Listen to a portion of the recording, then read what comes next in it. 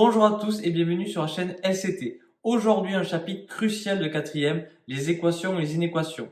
C'est un des chapitres les plus importants de cette année parce que les équations et les inéquations sont l'outil mathématique de base du collège jusqu'au lycée, voire même en supérieur. Donc j'ai fait cette vidéo avec des exemples appliqués, des définitions pour qu'elle soit bien compréhensible pour tout le monde. Cette vidéo va se décomposer en deux parties. Une partie équation, où je vais définir ce qu'est vraiment une équation, des méthodes de résolution, des exemples appliqués, et je ferai de même pareil pour la partie inéquation. On commence avec la première partie, les équations. Une définition d'une équation. Une équation possède toujours un égal, donc c'est une égalité, et des inconnus notés par des lettres, que ce soit par exemple classiquement x, y ou a, b, c. Pour résoudre une équation, cela revient à trouver toutes les valeurs qui permettent de vérifier l'égalité. Donc si vous voulez vérifier qu'une équation est vraie, il faut remplacer votre inconnu par une valeur et l'égalité doit être respectée, c'est-à-dire que la gauche doit être égale à la droite. On poursuit avec la méthode de résolution. Je vais décrire d'abord la méthode, puis après je viendrai expliquer l'exemple juste à côté en appliquant exactement la méthode. Première étape, on isole le terme en x du côté gauche en passant tous les autres chiffres de l'autre côté du égal. Pour ça, chaque chiffre qui passe d'un côté du égal à l'autre, il change de signe, que ce soit les termes en x ou les chiffres. Puis, quand on a obtenu un terme en x à gauche égale un chiffre de l'autre côté, on divise par le chiffre devant le x des deux côtés pour n'obtenir seulement que x égale quelque chose. Et à la fin, on obtient x égale un chiffre. Et ça, ce chiffre, c'est notre solution. Maintenant, je vais expliquer l'exemple à côté.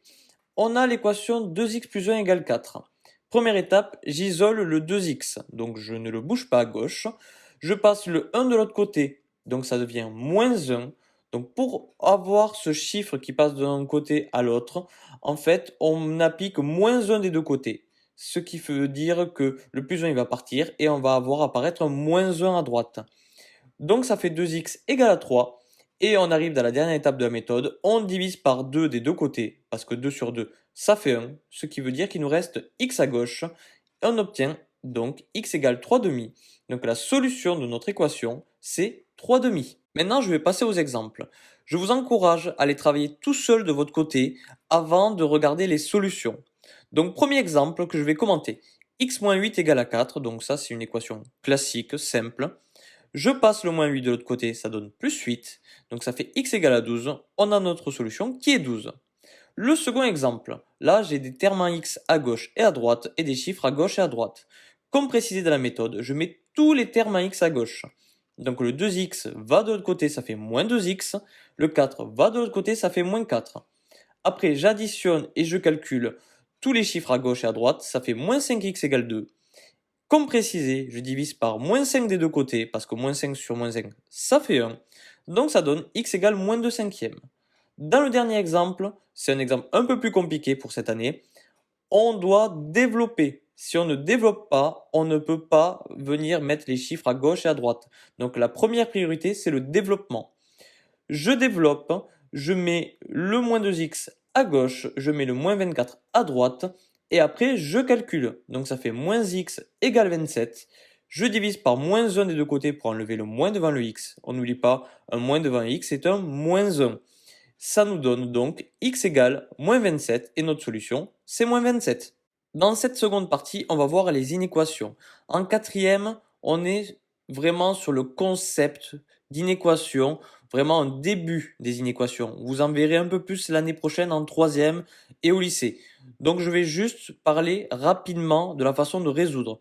En tant que définition, une équation, la seule différence que ça a par rapport à une équation, c'est le signe. Il n'y a plus de égal. On a soit des supérieurs égales, des inférieurs égales, des strictement supérieurs, des strictement inférieurs, et on retrouve les lettres dans les inconnus x, y. Pour résoudre une inéquation, il faut trouver un ensemble de valeurs. Cette partie, vous ne la verrez pas cette année. On vous demande juste de trouver la solution de votre inéquation, mais pas vous donner l'intervalle. Ça, ce sont des parties que vous verrez en troisième. Concernant les méthodes de résolution, elles ne changent pas du tout des équations. C'est la même méthode, sauf qu'il y a quelque chose de très important que j'ai mis en rouge. Lors de la dernière étape, lorsqu'on divise ou on multiplie par un chiffre négatif, le signe de l'équation il change de sens. Donc si vous avez un inférieur ou égal, vous obtiendrez un supérieur ou égal et vice versa. Je vais lire maintenant l'exemple appliqué. On a moins 2x plus 1 supérieur ou égal à 4. Comme d'habitude, on passe le chiffre de l'autre côté, ça fait moins 1. On obtient moins 2x supérieur ou égal à 3. Et lors de la division par moins 2, c'est là que notre signe y change. Donc ça devient x inférieur ou égal à moins 3 demi. Cette année en quatrième, on vous demandera pas plus en termes de résolution. On finit avec des exemples d'inéquations. On a à gauche x moins 8 strictement supérieur à 4. Comme d'habitude, je passe le moins 8 de l'autre côté et ça fait x strictement supérieur à 12. L'exemple de droite, j'ai repris un exemple compliqué d'avant. On est obligé dans tous les cas, comme pour une équation, de développer tout avant de pouvoir passer à gauche ou à droite. On obtient moins x strictement supérieur à 27 et là, on est obligé de diviser par moins 1, ce qui fait qu'on change notre signe et on finit par obtenir x strictement inférieur à moins 27. Donc voilà, j'espère que cette vidéo aura répondu à toutes vos questions sur la partie équation-inéquation en niveau 4e. Vous continuerez à voir les équations-inéquations en 3e, mais aussi en seconde. Donc vraiment, c'est quelque chose d'hyper important et c'est vraiment l'outil de base des mathématiques. Donc n'hésitez pas à vous abonner, à liker la vidéo, à activer la cloche pour recevoir les notifications des prochaines vidéos et je vous dis à bientôt dans une prochaine vidéo.